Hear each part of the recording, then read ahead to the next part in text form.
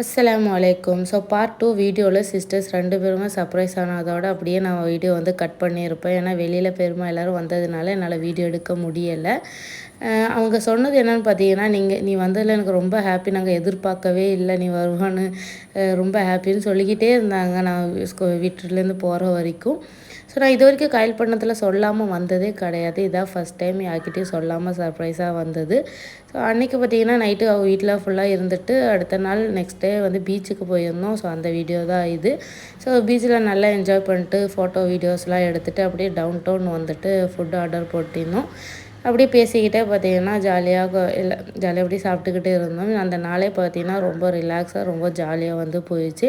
So பிள்ளைகளும் அதே மாதிரி ஜாலியாக இருக்கணும் இல்லையா? ஸோ அதனால் கேம் சென்டர் கூப்பிட்டு வந்து அவங்களையும் வந்து நல்லா ஹாப்பியாக விளாட வச்சுட்டு அப்படியே பார்த்திங்கன்னா வீட்டுக்கு கிளம்பிட்டோம். இந்த வீடியோ உங்களுக்கு பிடிச்சிருந்தா லைக் அண்ட் ஷேர் பண்ணுங்கள்.